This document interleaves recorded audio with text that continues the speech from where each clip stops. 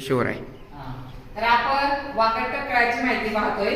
तर आता वाकाटक काळामध्ये सांस्कृतिक योगदान काय आहे, म्हणजे परीक्षा तुम्हाला प्रश्न येत असतो की वाकाटक काळाचं सांस्कृतिक योगदान काय आहे याविषयी माहिती सांगा.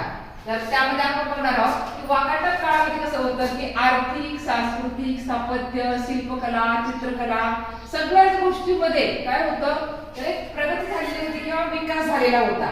वाकाटक काळामध्ये काय आहे तर वेगवेगळे जे सांस्कृतिक जीवन आहे त्या सगळ्यामध्ये जास्तीत जास्त त्यांनी आर्थिक संपन्नता होती, शांतता होती, म्हणून याचा विकास झालेला आहे.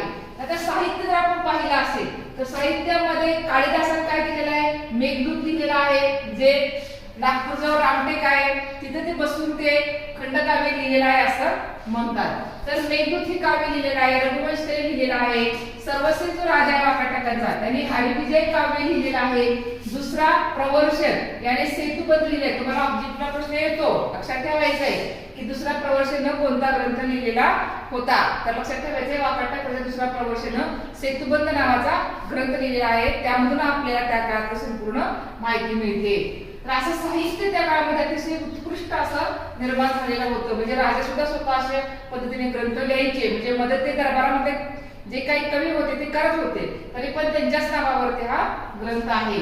तर आता चित्रकलामध्ये अजिंठा यातले जे लेणे क्रमांक 1, 2, 16 आणि 17 लक्षात ठेवा. अजिंठा इथले चित्र जगप्रसिद्ध आहे, अतिशय उत्कृष्ट आणि सुंदर असे चित्र तिथं आहे. तर अजिंठा लेणे क्रमांक 1, 2, 16 आणि 17 म्हणजे जे चित्र आहे ते वाकाटकांच्या काळामध्ये काढलेली चित्र आहेत.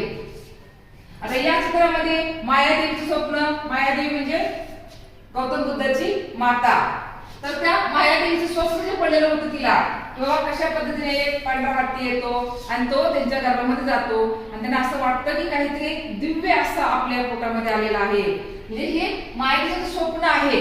ते स्वप्नाचा अर्थ समजून घेण्यासाठी ती प्रयत्न करते. त्याचा तिथं काय केलंय चित्ररूपामध्ये अजिंठामध्ये माहिती लिहिलेली आहे.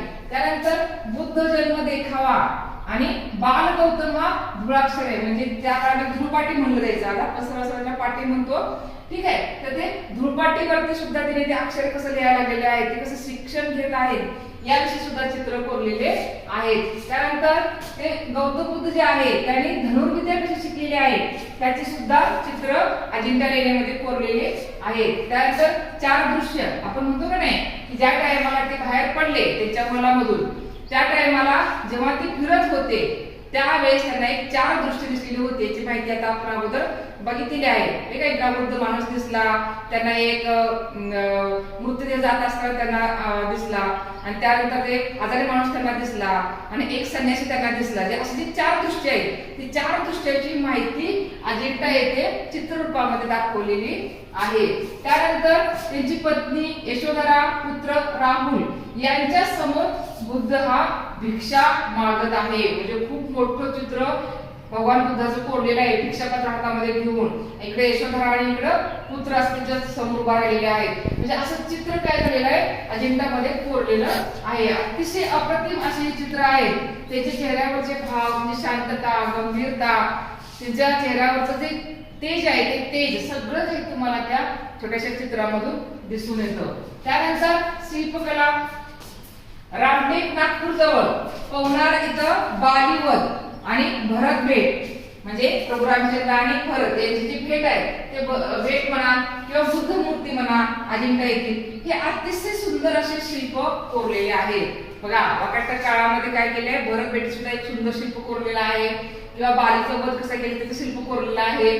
भगवान बुद्धांच्या मूर्त्या आहेत अतिशय सुंदर. अशी शिल्पकला सुद्धा वाकाटक काळामध्ये काय झालेली आहे, उत्कृष्ट अशी अप्रतिम अशी त्या काळामध्ये विकसित झालेली आहे.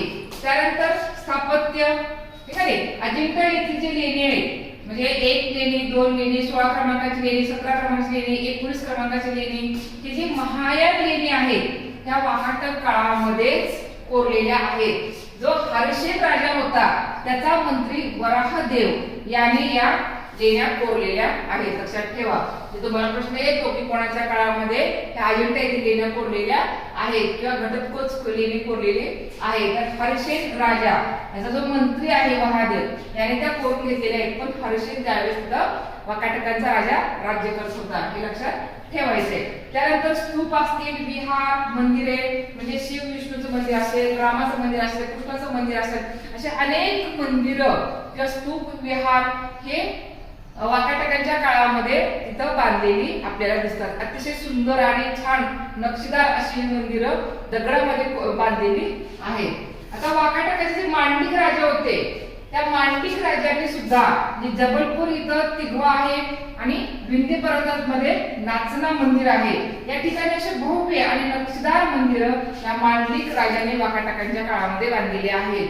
त्यामुळे साहित्य, चित्रकला, शिल्पकला, स्थापत्य हे सगळ्या गोष्टींमध्ये वाकाटकांच्या काळामध्ये प्रगती झालेली होती. म्हणून आपण काय म्हणतो की वाकाटकांचं सांस्कृतिक योगदान भारतामध्ये खूप